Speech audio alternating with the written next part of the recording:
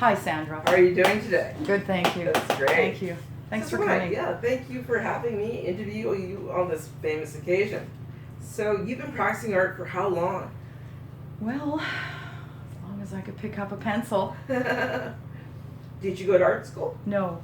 So Well, I did take a few courses here and there for specific topics I felt I needed information on. For example, color theory at Emily Carr and art history at Emily Carr. But other than that, no art school.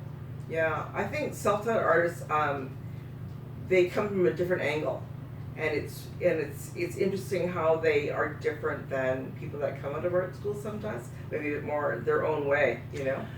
Well, Francis Bacon, who was once the world's most famous painter, he eschewed art school. He said it ruins artists. Wow. He went to, I believe, design school, but he quickly threw everything away and started from scratch. So really, creativity is the question. Where does it come from? Yeah. So tell us about your inspiration then. Like, where do you draw from when you're doing your work? I am fascinated with people and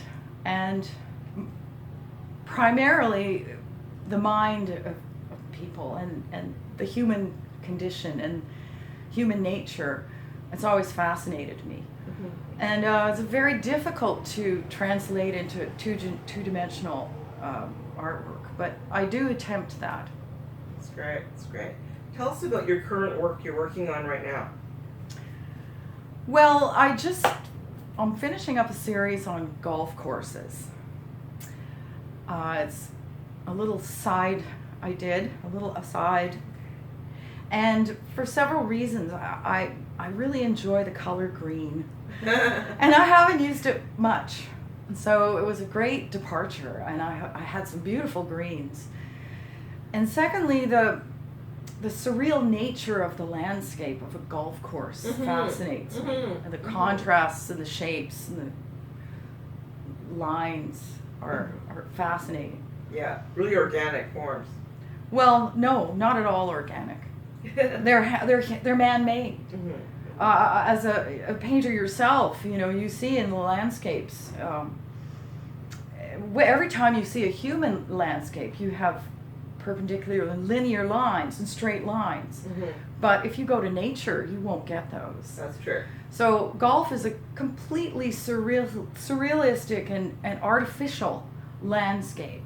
It's much more alien than any landscape on this planet. That's really interesting. So do you do commission work as well? I do, but I prefer not to do commissions. It hampers my creativity. Yeah. I'm not able to pluck out what they want out of their mind. I end up disappointing people. Oh. Yeah, I mean, it is a different, it's like made to order in a way, whereas if you have your own control of your work, you can really take it to the direction you're really interested in and what you want to express on a personal level. It's income, but at the same time, you want to keep that essence of your own self and your identity as an artist and what you do. Absolutely true. Well said. Yes. Yes. So also, you're into calligraphy as well. Yes, I've been a calligrapher since forever. I teach it when there's no COVID at the community centers downtown. I've been doing it forever. It was my go-to thing to do in math class. All right. So how has COVID affected you? Not at all. Not really? Not at all. No. The only thing that I'm disappointed about is there's no art shows. And I do love art shows. Yeah, I know what you mean. But still, it kind of forced me to be in my studio a bit more. Absolutely. To be comfortable with myself, my own company, going for nature walks, taking photos, going home to the studio, and really putting a lot more time into like the solitude of the art practice. It's so true. Yes. Yeah. Really, your choices are limited now, and so you just get to work. Lucian Freud is one of my favorite all-time painters, and I like to think of his words when I sit around and I'm getting too lazy. Mm-hmm. And he says, I try not to be a fucking cunt. And what he meant by that was, when I'm not painting, I'm a fucking cunt. Wow. Profound. Well, My you know, God. it's a man's word, but that's okay. Yeah. So, where can people find you to find your work? Well, you can Google my name, Angel Strehlen, Strehlen, and that's about it. Is there anything else you'd like to add to our conversation? I'm really impressed with how you've been progressing in your work, and it's an inspiration to me.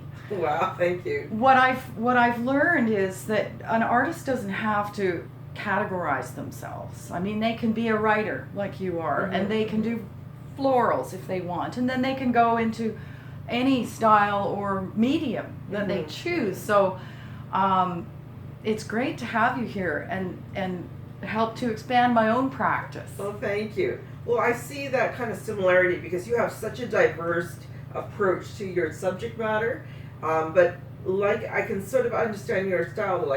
You can sometimes recognize it as that angel style because of the way you approach each piece technically.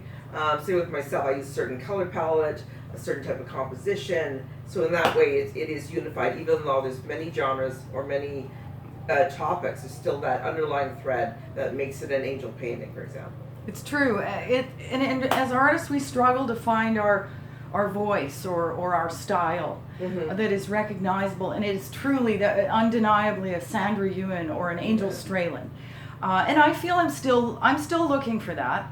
Although I do have signature imagery that I like to use over and over again. So, as I mature as an artist, I hope that, and when I die, I hope that when you find my work in the thrift store, you'll say, hey, there's an Angel Strehlen. I'm going to get that. That's great, yeah. Thank you very much for the interview, Angel. Thank you, Sandra. Okay, bye-bye. Cool. Okay, was that good? You're awesome. Oh, I don't know. Now it's not going to stop because it's my phone. But I'll just push this button. Stop it.